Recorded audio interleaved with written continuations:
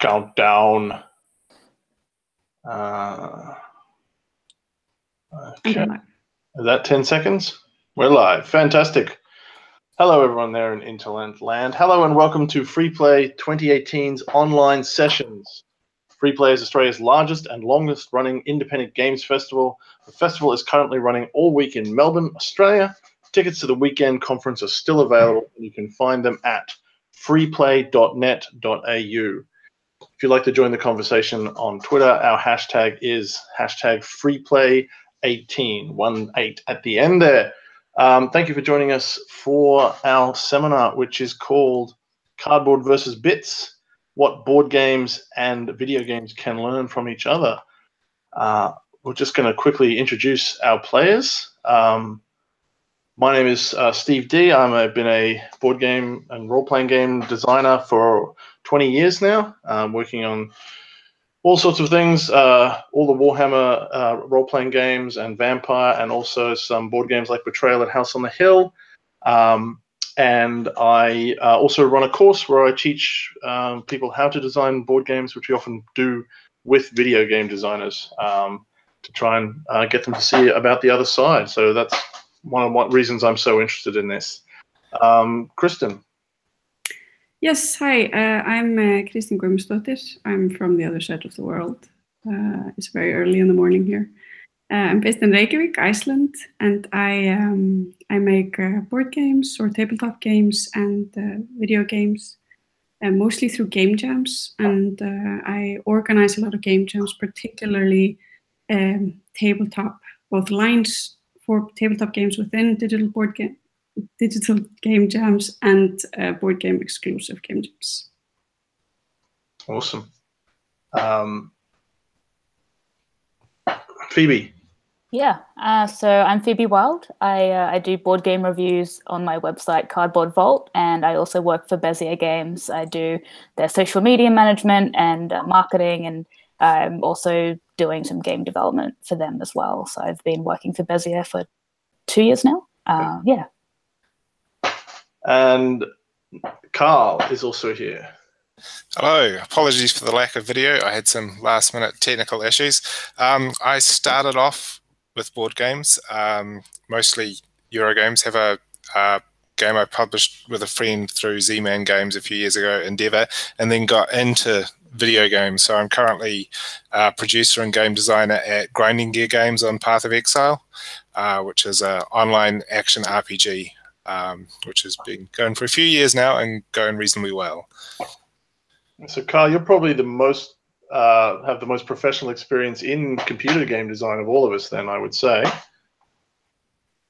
I guess so. Yes. Was it? Well, that's a good question. What was the biggest culture shock when you shifted over to working on a computer game?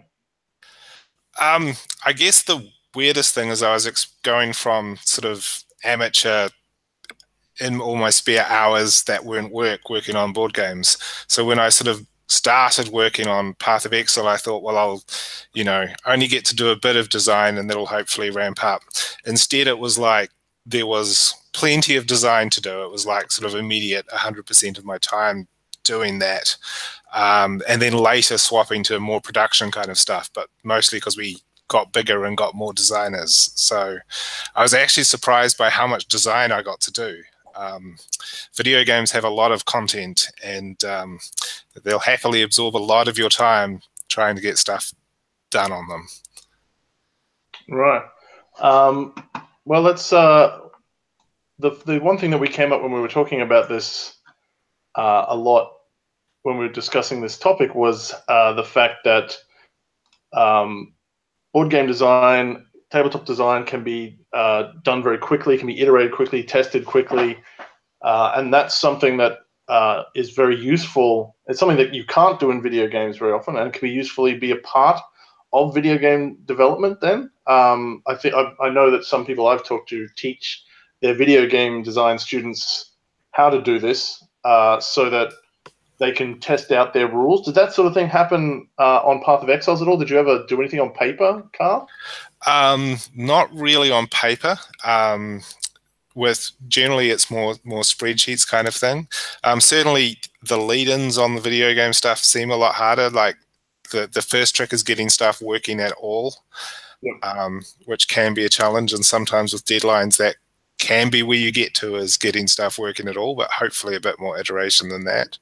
And the art lead-ins are much longer in video games, and it's harder to work without art. Where in board games, it's very easy to work without art. Yes.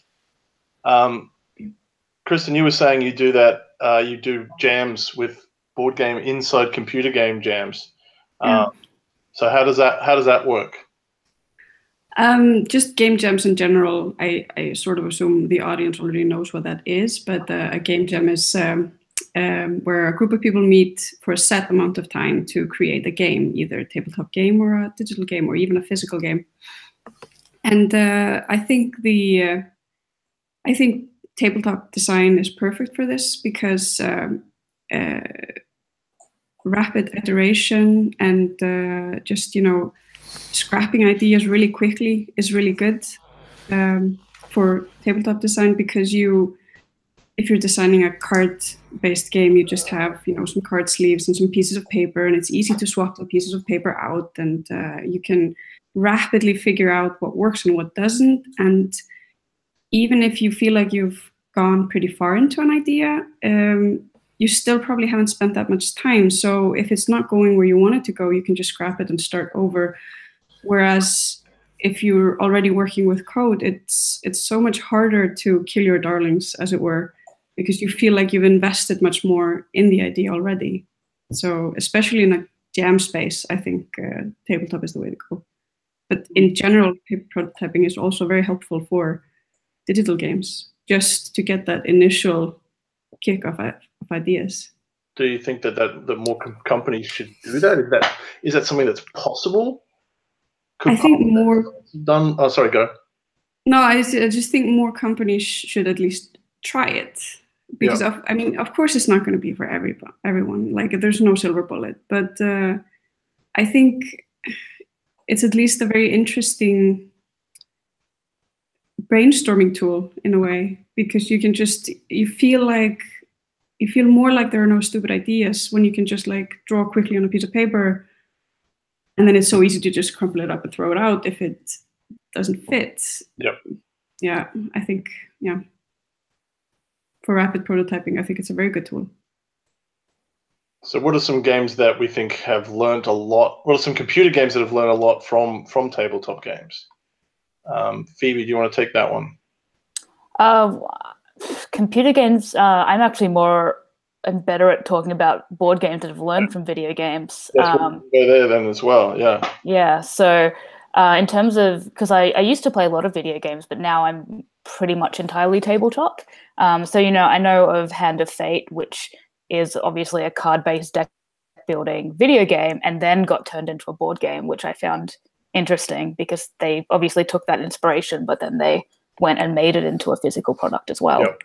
But yeah, in terms of other video games that have drawn on that, I don't have that. Hearthstone is something that I always think of as, it's very much a copy of Magic, and it is a card game, but it's all entirely done digitally, which sort of, I guess, points to there's an increasing hybridization going on, where there's games that use these elements in different ways. We might come back to that later. So then let's go to the other side then that you mentioned.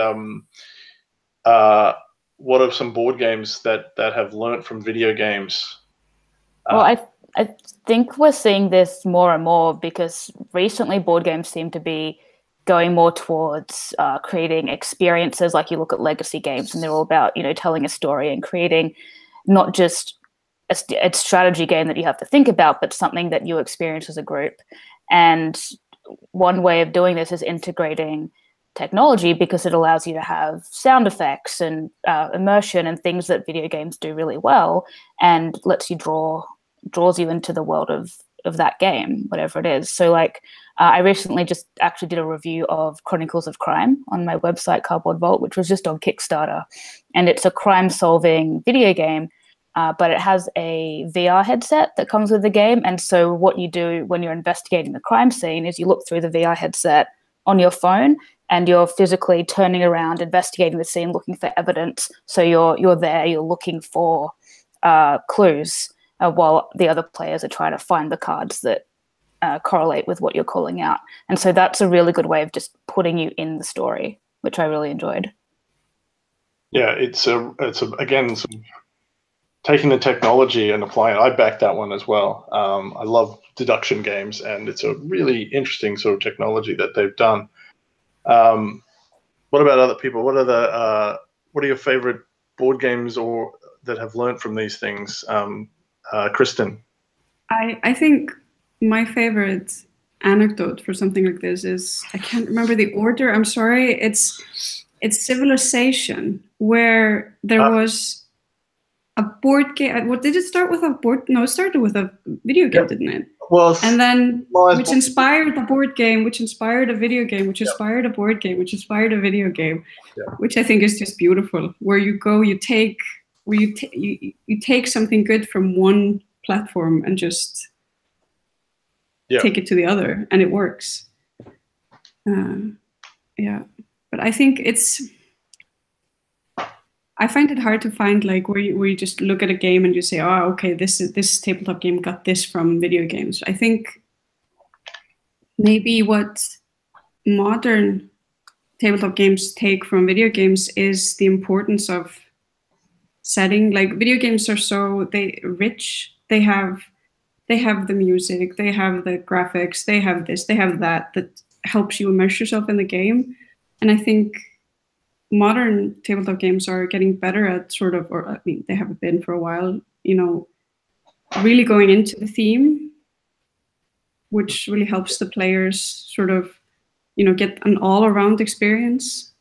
Absolutely, yeah. There's a much bigger focus on theme and because of that, art. Carl, you mentioned how the art timing process begins a lot earlier with computer games. Nowadays, of course, board games are also going to needing more art and more expensive art. Your game Endeavor, Carl, was just re-released on Kickstarter. Was there a much longer art process this time than there was 8-9 years ago on the first edition? I think the art process was about the same. Interestingly, done by the same person. Okay. Joshua Capel in each case. What was interesting about the second time is because it was on Kickstarter, the art suddenly becomes increasingly more important to get early, because as soon as it's on the Kickstarter, you basically need final art. Yes. It's all like part of the marketing. So in that case, actually the art lead-in became super important again and was required earlier rather than, we just need it before we're actually shipping it off to the printers to be final. Yeah. I think there's possibly a blurring of the industry and the expectations now. Speaking of the blurring, coming back to the video games, learning from board games, board game aesthetics I've noticed turn up a lot in video games. Like I'm playing XCOM 2 a while back, and the strategy map was presented like a board game, and a lot of the events were presented by cards, because people understand cards, but nebulous events are sort of hard to understand. Yeah, I've seen that. There was famously a game called Tharsis, which I think, again, began as a board game. Then they decided to make it a computer game, and it had random events in it. And originally, it was all done, like, because they'd made it as a board game, they had dice rolls. And originally, the dice rolls weren't visible, and then they made them visible, and people changed their reaction to the game a lot more. They didn't mind having bad events if they saw that they rolled two ones, because then they went, oh, it's not just the computer being random, the dice are against me. Even though that's not what's it's a very interesting kind of psychological thing. Is that I think that's an interesting question. It's like, what is the difference in the psychology of how people approach games? Obviously, board games, we tend to think of being very social. Video games tend to not be seen as very social, although they can be. Do anyone have any thoughts on what sort of psychological ideas we put on these things, and maybe are those things correct?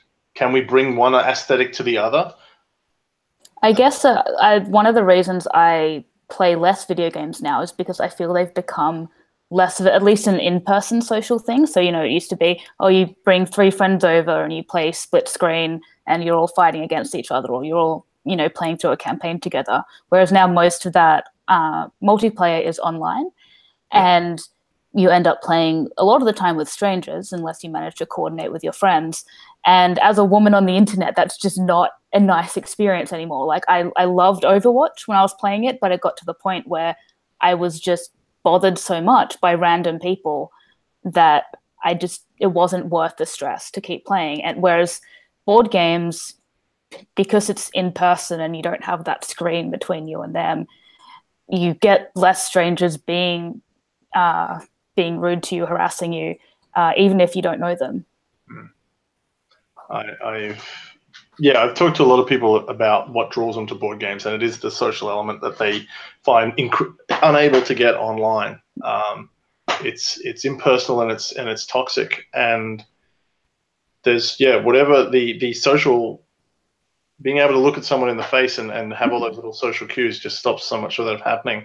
I imagine, and as you brought up, it's much more of a case for women in gaming. Have you found any barriers, Kristín and Phoebe, for women going into board games? Is it an easier place? I mean, I know it's not perfect. No, but I mean, then again, nothing is. No.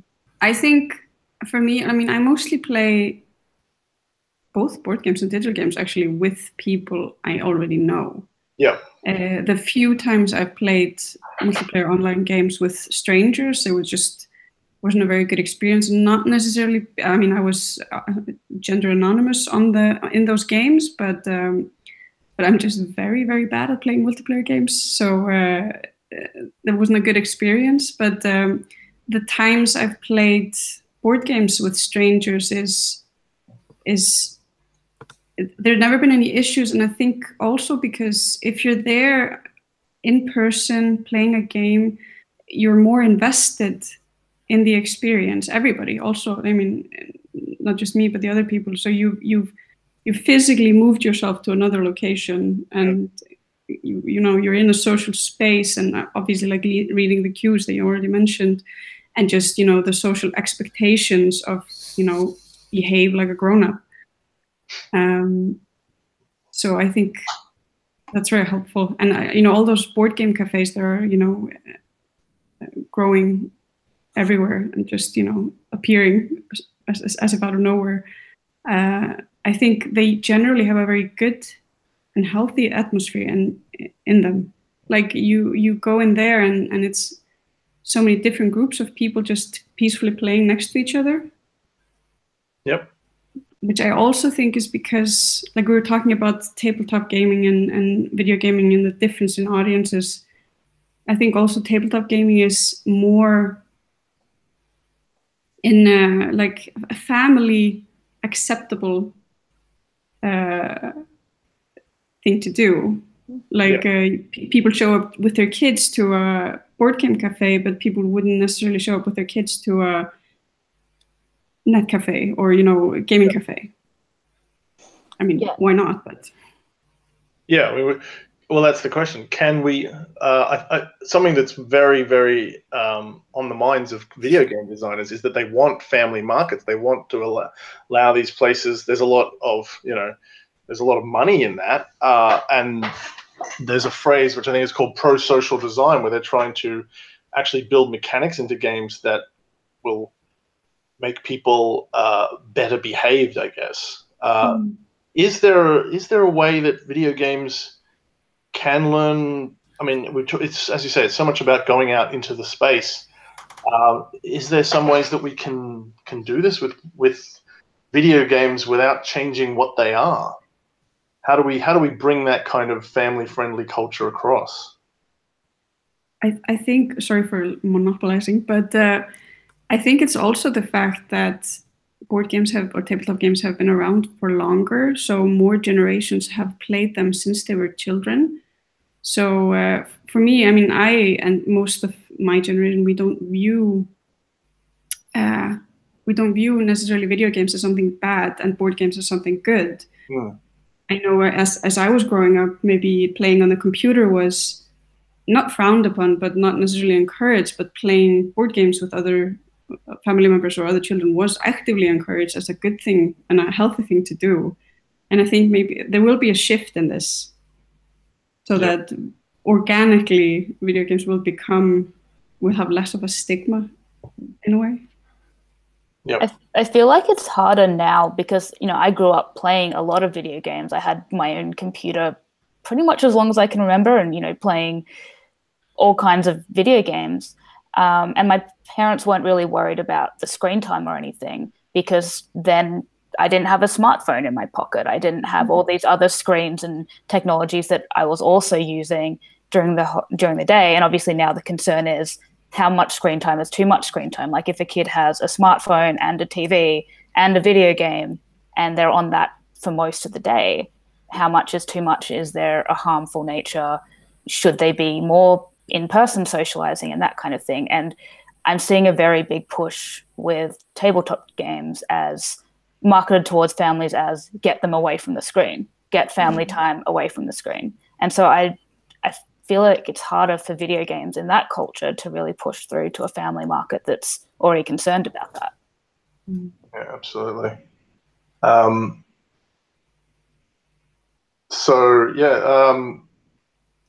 That brings us to the topic of crossover. Obviously, there is more and more. We talked about Civ. I know that Firaxis, who makes the Civ computer games, the Sid Meier's games, they are very involved in making the board games. We talked about Hand of Fate, which has become a card game. The Witcher games had Ghent in their thing, inside their game, which was designed and is now coming out as a card game that you can play.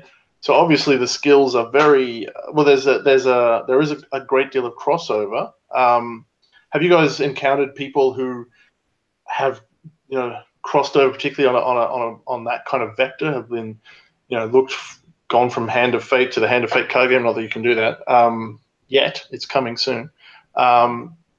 Is that how are people coming over from video games looking for something else,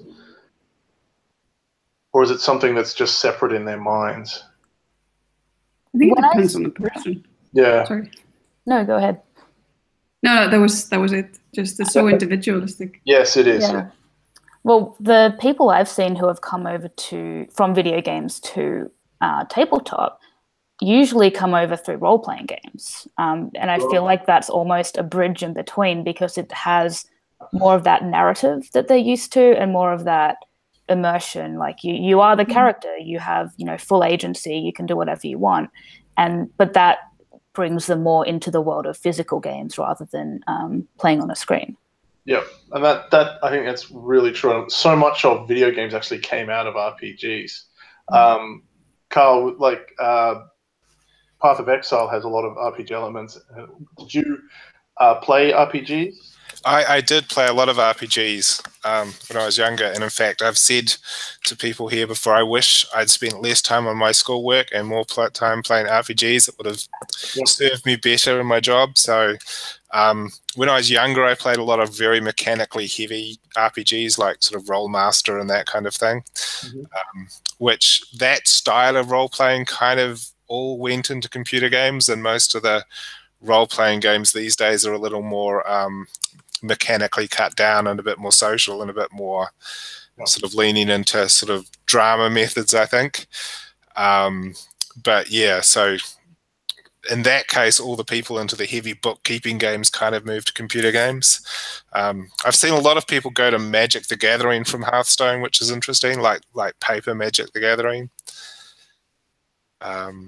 I don't know, for actual hybrids, I was quite impressed with Fantasy Flight's Mansions of Madness 2nd edition, where the content was driven, which is one thing video games do really well, is having a lot of stored content, which is really hard to do with a board game, where it's like the story elements were driven by your device, and also handling a bit of the bookkeeping, which is also another thing video games have over board games. Yeah, absolutely. First Martians has an app that generates content. XCOM has one as well. A friend of mine, who, Shadows of the Demon Lord, is a role-playing game very much like D&D, and they put out an adventure that comes with a soundtrack. And in old role-playing games, they used to have box text, remember, with the italics that you would read out. This has already got a voice reading that out for you. So you don't have to, if there's someone who's done a nice voice capture of that. So it's sort of using a lot of the technology to make that easier. And I guess that is the main thing. I think that when people look at what we can do with what we can learn from video games, it's those two things you said: bookkeeping and stored content. Are there any other games out there that have done that really well? I know a lot of people encounter some of the more complex games like Gloomhaven or something and go, I wish I had a computer to do this.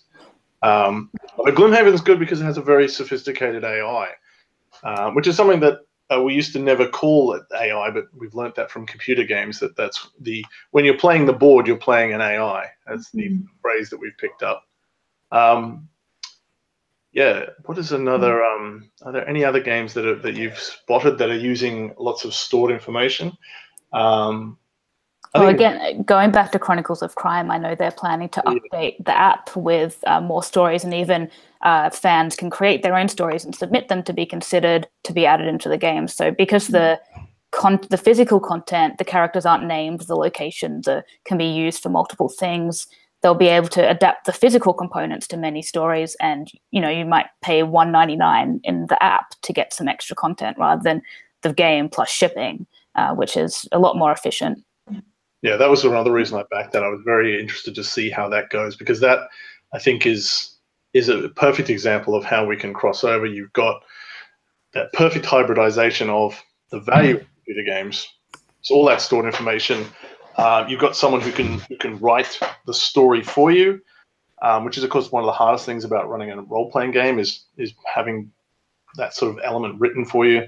So yeah, and that's sort of that idea of giving you stories. I know I've heard some other people in role-playing have talked about that same idea of your phone constantly updating you with new information on your setting and new adventures. So I think that's really an exciting area that's going to be explored by role-playing games and by increasingly these games I call role-playing games except in name, which are Chronicles of Crime is a good example because it's very much like a Call of Cthulhu adventure. We've got Mansions of Madness.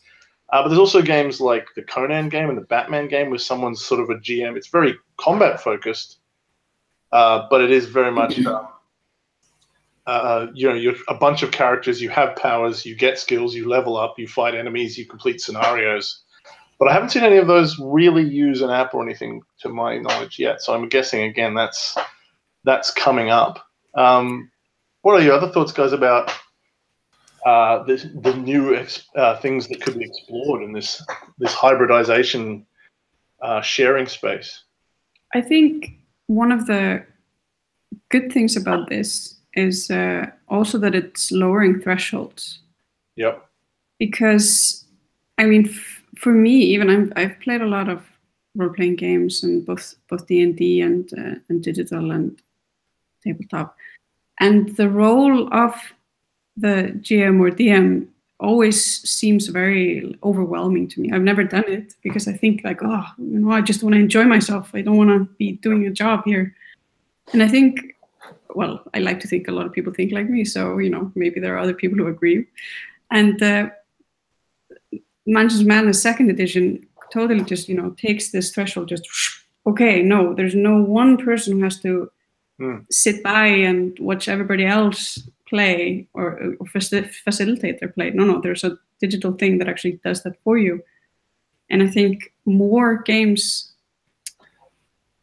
where I think we'll definitely be seeing more of this. Yeah. In these and seeing bigger games where state management, bookkeeping would be too much of a threshold. Then we're going to see them in a much more mainstream, being accepted much more in the mainstream. Yeah, which is very exciting. And going off that, another thing video games do really well is you can just jump in and play. Like you don't have to read a rule book. You don't have to sit there reading 15 pages to figure out the rules. You jump in, there's usually a tutorial, show you the controls, and you just go. And you don't have all this, again, this barrier that you mentioned. And even though it doesn't use an app, a game that's tried to deal with this is Fog of Love, because the first time you play, you take it out of the box and it's actually set up for a tutorial. So it's like, okay, you just put the cards out, you play. It has an initial card that tells you how to start playing, and as you go, it teaches you the rules as they come up. So you don't even have to read the rule book in order to learn the game. A few years ago, Legends of Anvil did the same thing, and that was designed by a dad for his children, and he had the same sort of approach, putting out every scenario taught you a new rule. I think the original Descent also did a bit of that as well, where it taught you little bits as it went on. So yeah, that's a really good thing that we can learn, bringing down those barriers, and yeah, making it easier to jump in. One thing that they're doing a lot in that computer games is having these things where you can lower difficulty so that people can play them as a story. Now, there's one of the things, of course, that stops people getting into board games sometimes is the sense that they have to be smart and solve this puzzle. There's generally different genres, but I haven't seen ever anyone having a sliding difficulty level. Maybe in some collaborative games, but and some games have a basic and an advanced rules as well. Pandemic Legacy and the sequel, I was quite impressed by how it built in scaling difficulty into its mechanics. So it doesn't have you don't set your difficulty, but it adjusts as you play. Yes. Based on how you do. Yeah, if you're winning, you get less event cards to help you out, and if you lose a lot in a row, you get a benefit. Yeah. And there's lots of catch-up mechanics and a few other things, which is also interesting because unlike a video game, they can't just have you fail. Yes. Nobody wants to keep also playing. Unlike other collaborative games.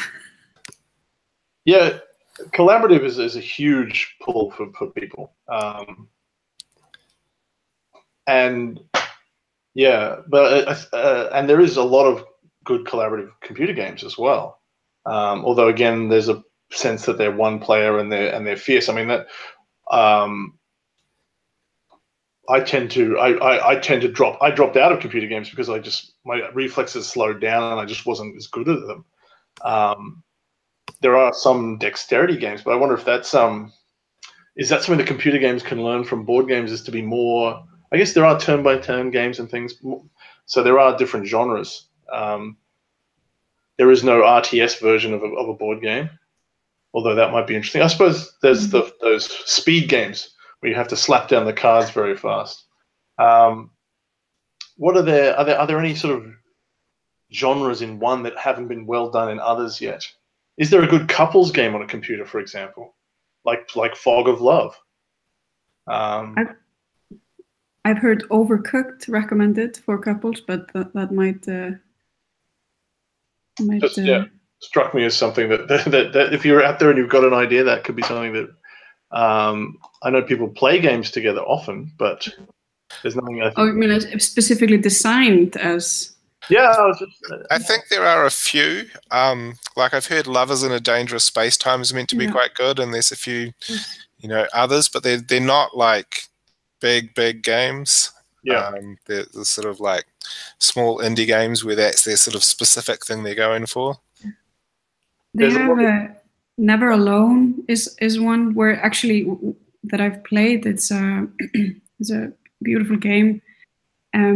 It's actually much better. Like the controls don't really work for me in one player, but a single player. But if you're playing two people, it actually really works. Yeah, which I thought was very interesting. Yeah, there's a few games like that where you having the gunner or whatever is a big help. Yeah, I think no, it's gone out of my head.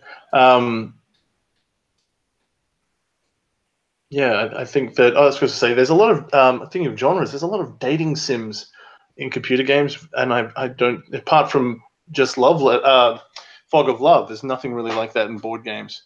Although maybe that's because of their family feel.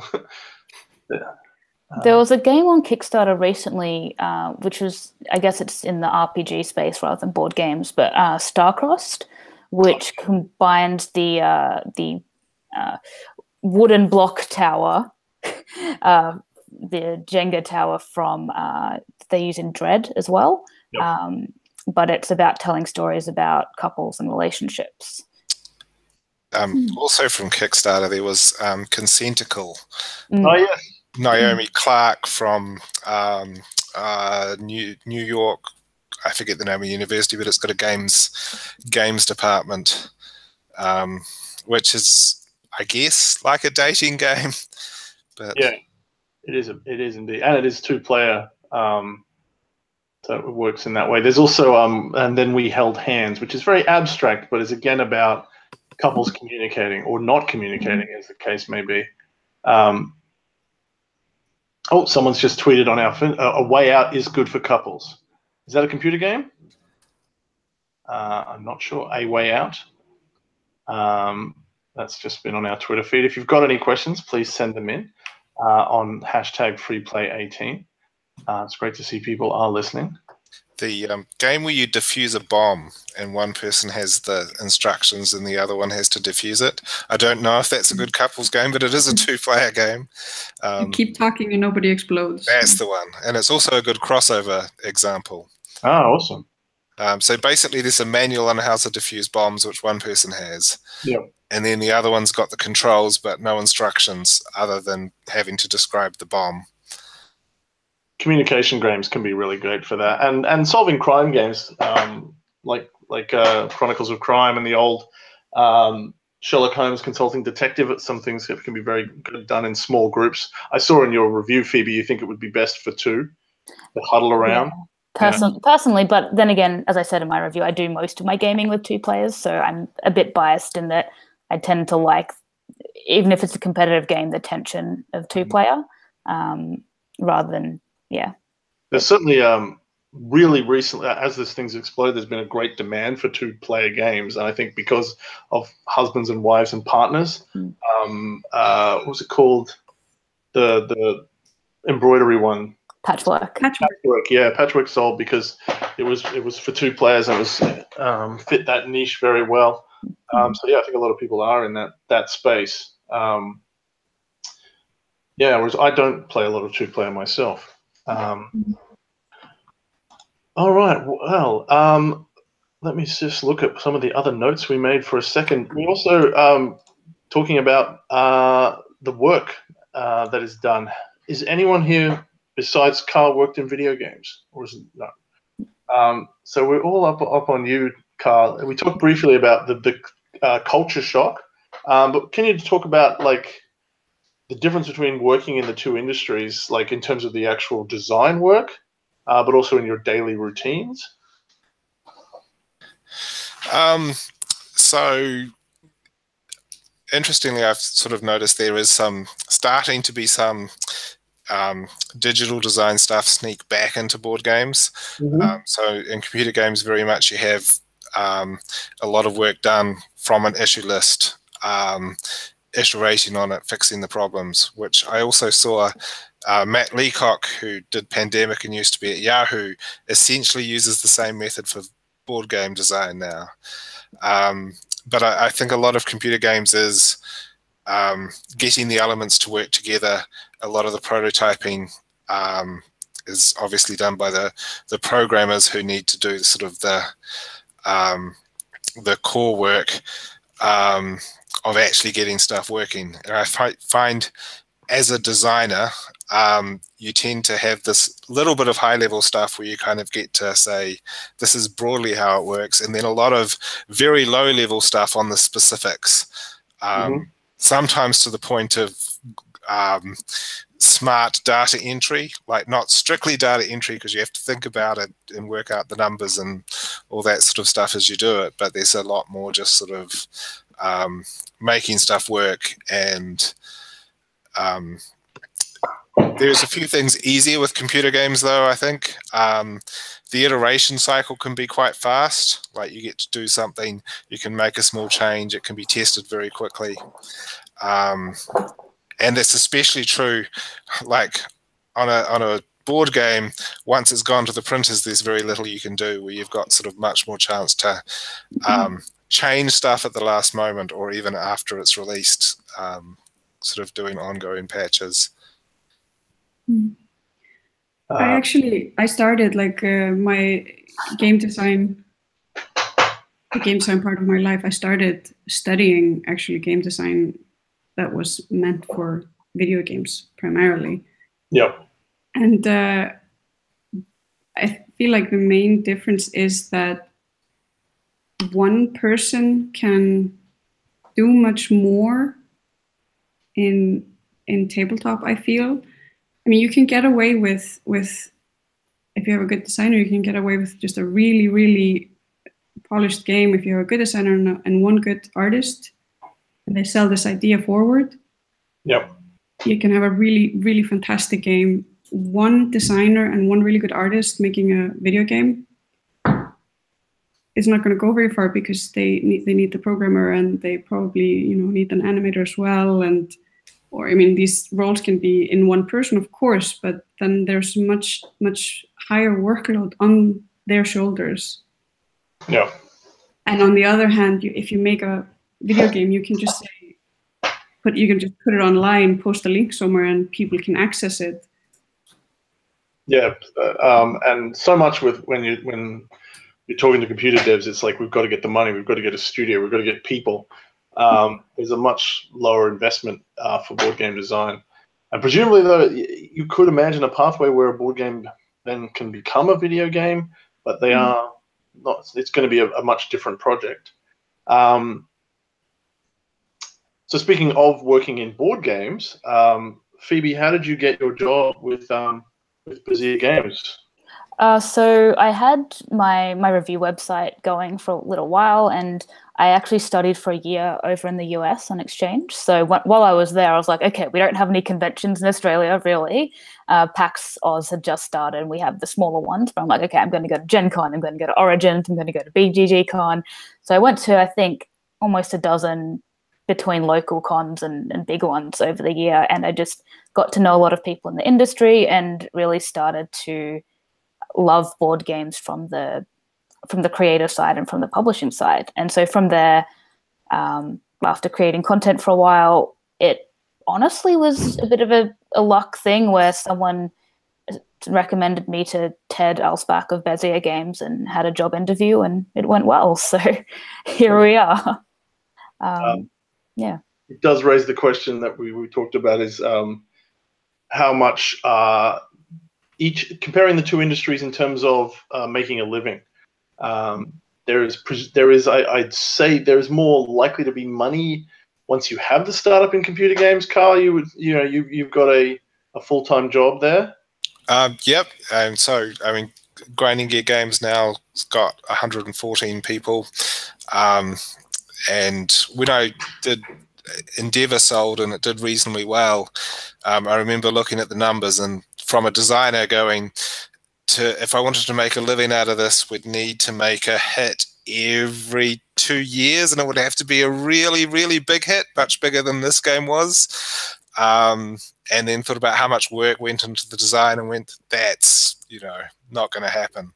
I think there are people who, like from a design, people I know who do okay out of board games tend to be much more multi-skilled. So there's, I know Shem, who's in Wellington, New Zealand, he has done a bunch of Kickstarters for his games, but he sort of does from woe to go almost the entire thing. And you have to be able to talk to printers and understand the marketing and essentially be a sort of one person or two person kind of business if you're going to sort of do it as a full-time thing. There's a few other exceptions to that. There's people who definitely work at board game companies, but I think in video games there's sort of less margin, and they just seem to have more players and I guess more money. We've got a question that's come in.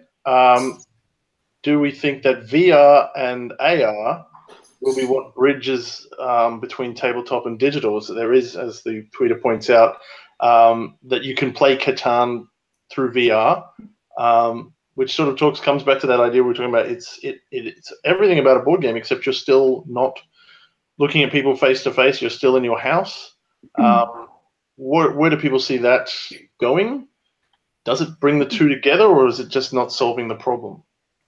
I think, to tools like Tabletop Simulator, where you can actually you can make games or play games others have made with your friends, which I do with my design group. We're all living in different countries now, so we try to meet up. Unfortunately, not as often as we would like, and play games on a virtual table. And it would be really nice and also incredibly creepy if we all had headsets and were looking at each other while we were doing it.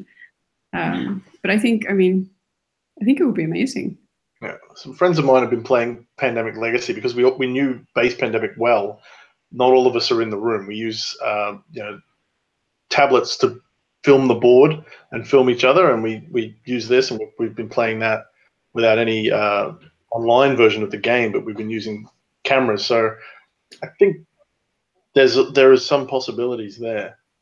I've also there's a VR Oculus version of Werewolf you can get, and the benefit there is that when you are a werewolf, you can look around and you will see when you look at someone whether they are a werewolf or not. When you have that kind of information, so that kind of information control could be really useful. Yeah. On the topic of business and money, coming back to that, Australia has had a bit of a burst in the last 5 years or so in board game design, but we've got a lot more set up for computer game design. Phoebe, you said going to America was obviously really important, and that is where in general the market is and the work. Is there something that do you think that's going to change in Australia? Is there going to be ways that you can open up? Will we grow like the computer game industry here, or is the computer game industry not actually as big as we hope it is? I think we will grow as, slowly tabletop is becoming more and more known, more and more popular. And you can see that when you look at PAX Australia and how large the tabletop section is now. It's like half the size of the expo hall, whereas the first year, 4 years ago, it was tiny in comparison. And so there's definitely a growing audience for tabletop games, more awareness, more players. But at the same time, we're a country of 25 million people, which is, there's double that in Texas alone. Yeah. So just the difficulty of not having the volume of people and physically being distant from where the main industry is just hard. Whereas with video games, there's less of a barrier, I feel, because they're digital. You don't have to post them to the other side of the world. Yeah. I don't know. I think it will grow, but slowly because just because of the limit of how much we can expand. Yeah. Carl, what about comparing the two industries? You talked about the finance, and what about the support in Australia compared to working on something like Endeavour?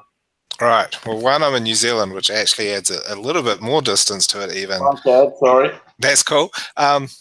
With when we did Endeavour, which was a few years ago now, even though we've had on Kickstarter, the re-release, one thing difficult about board games then was actually to talk to most publishers. You needed to go to the US or Europe and go to a convention. Most would not accept something by mail.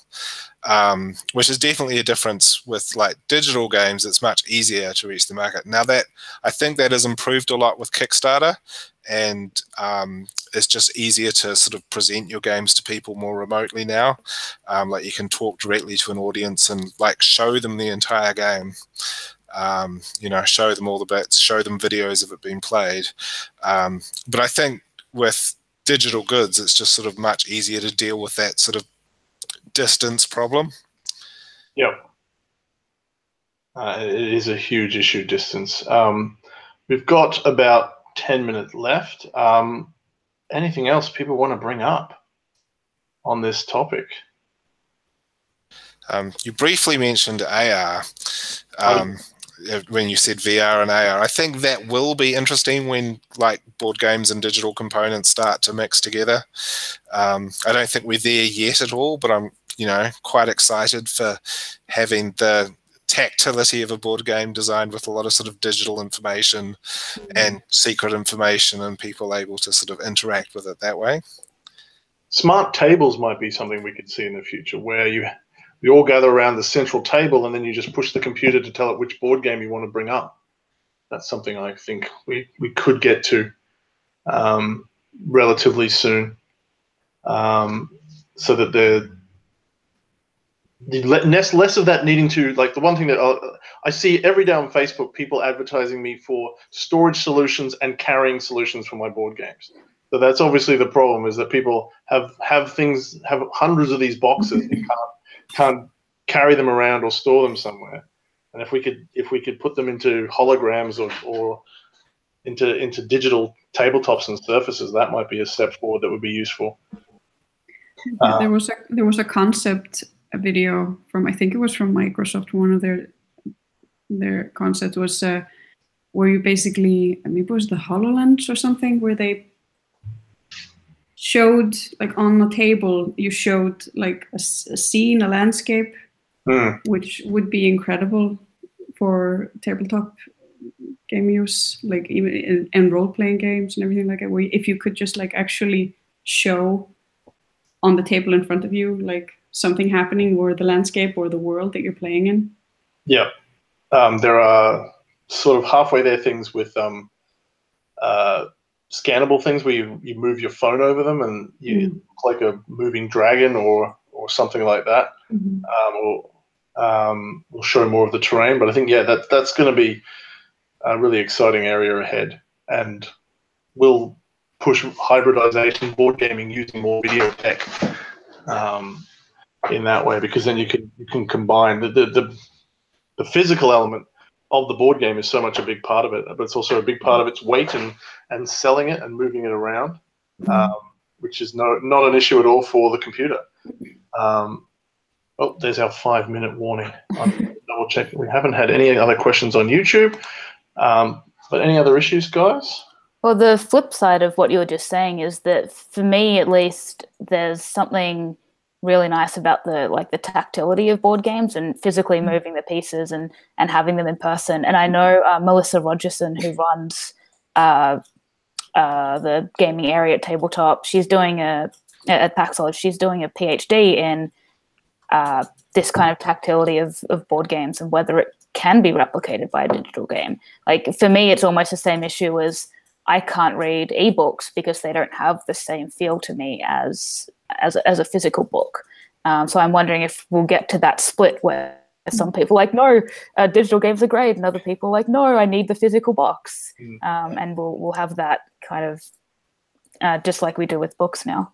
I think that's one reason escape rooms have sort of taken off. They've kind of got video game kind of content, but they're extremely tactile, whole body experiences. Yeah.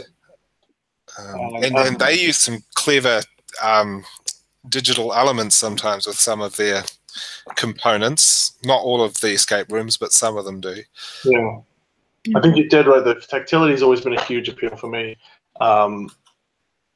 Connecting with things, feeling the heavy weight of dice, and it really brings you into the moment. And there are more games that are using that are becoming more three-dimensional. You look at something like Photosynthesis, which is so physically nice to touch, and the Pieces in Azul is another example.